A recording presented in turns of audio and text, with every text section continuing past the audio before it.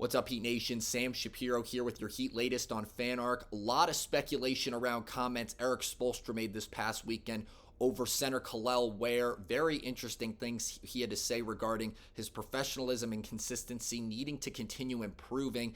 And he definitely followed this up by saying, he's definitely projecting in the right direction, but it needs to continue moving that way if we want to develop him into the star centerpiece type player that we're hoping Kel'el Ware is going to be, hopefully this upcoming season, but probably won't be until his third, maybe fourth year in the league. We've definitely seen inklings of that trajectory over the last 4 games he's just played in the Summer League so far, only sitting that one game out against Golden State.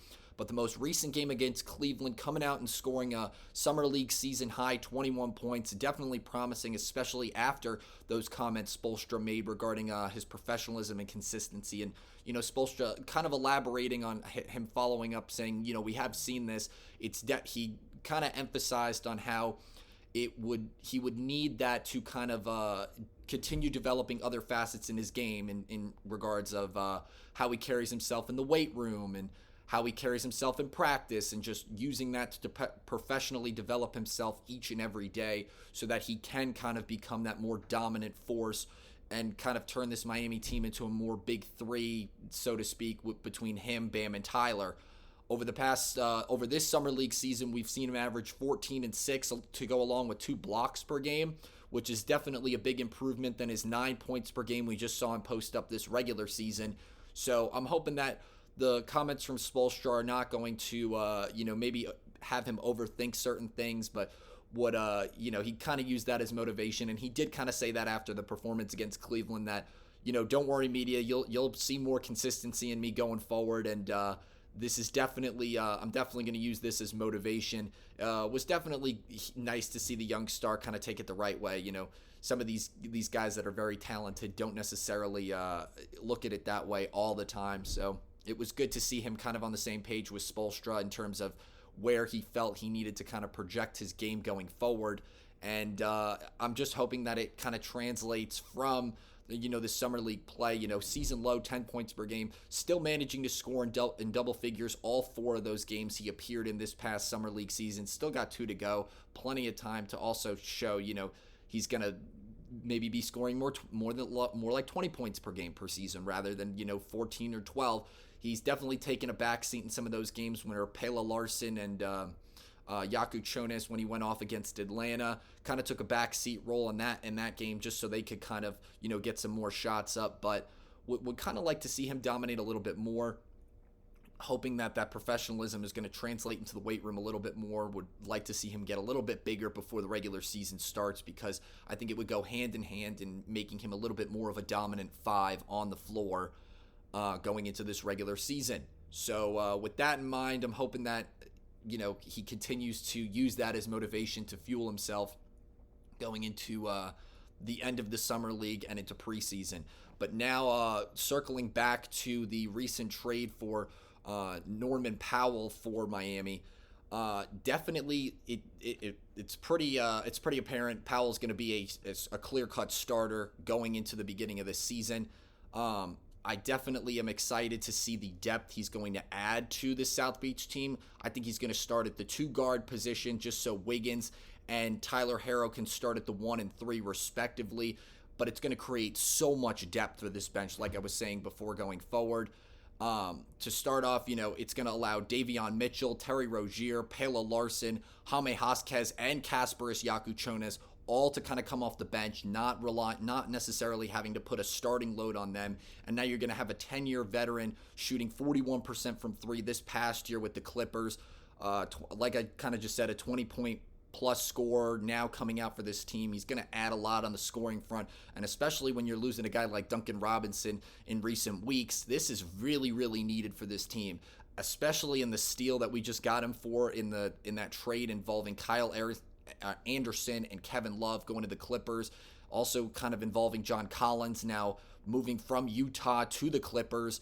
So it's definitely nice to see a veteran scorer like that now on this team. He's going to create so much wiggle room in terms of this Miami bench now being able to start for this team, because I didn't necessarily see Miami picking up a starter in free agency this past offseason. There's still time, obviously, but now that you've got a guy like Powell, it's a little bit more of a slightly more comfortable it's a bit more of a comfortable position going into the beginning of this regular season with a veteran scorer like that now in your starting lineup versus rather coming off the bench.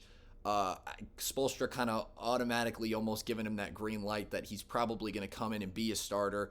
And it's also very promising, like I said before, to see him excited to be playing in a culture where one of his favorite previous players, Dwayne Wade, once took the reins and ran the franchise. So definitely excited to see Powell going to be in that starting rotation for Miami. He currently listed, I believe, at the 2 position now on the starting 2 guard position on Miami's depth chart on ESPN.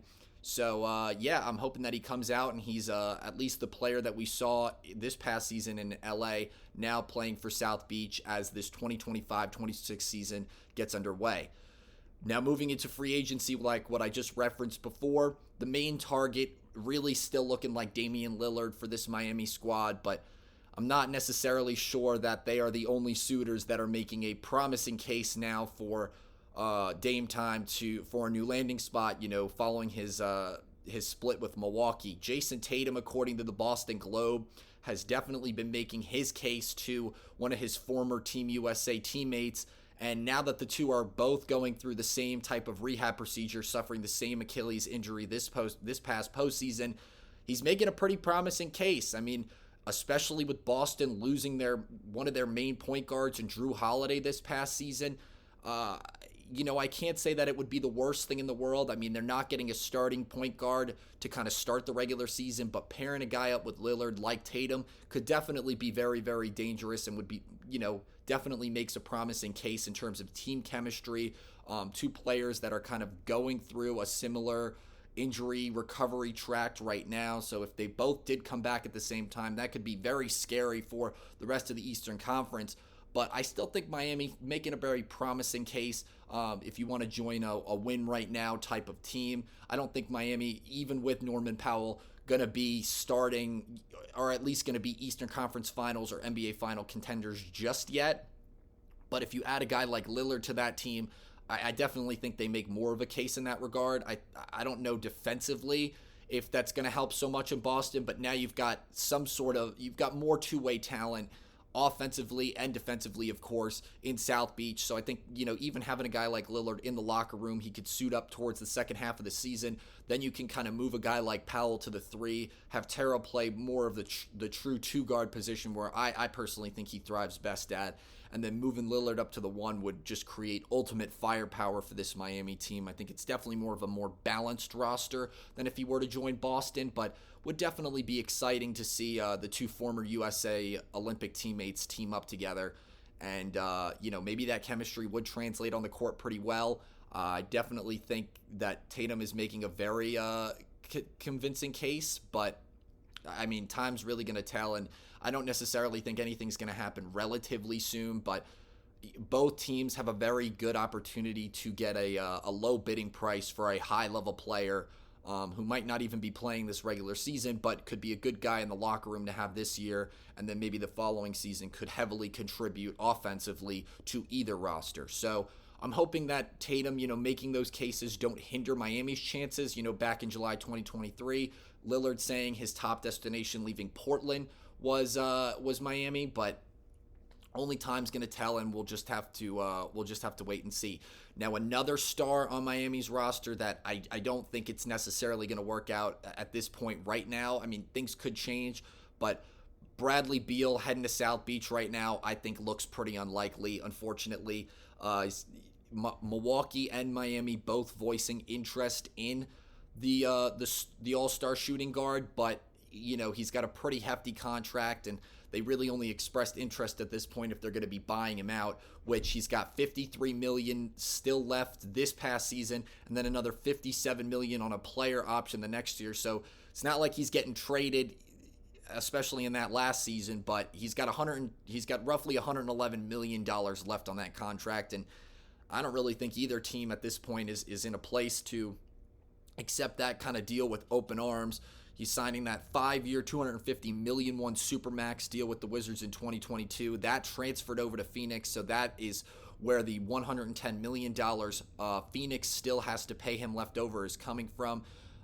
He's still kind of in negotiations with trying to buy that out from the Suns, but that would reduce the total payout if he agrees to give that. He'd have to still give back $14 million, which I'm not necessarily sure he would want to do either. Maybe he would want to be part of that rebuild with Devin Booker in Phoenix, but at this point right now, it doesn't seem like he's going to be buying that out anytime soon and declaring for a beeline to Miami and playing for that roster right now. So as much as I'd like to see him be part of that roster, it would also be a great fit offensively for Miami, I think. Don't necessarily seeing that come to fruition in time for the 2025-26 NBA season, but who knows? Things in the NBA change on the drop of a dime, and it would definitely be exciting to see a talent like Beal join South Beach. We're up on YouTube now on Heat Latest, so if you haven't checked us out yet, please subscribe at Heat Latest. That's going to do it for me for now, but we'll have daily content for you moving forward on everything Miami Heat going forward. Thanks so much for tuning in to today's episode. I'm Sam Shapiro. Have a great day.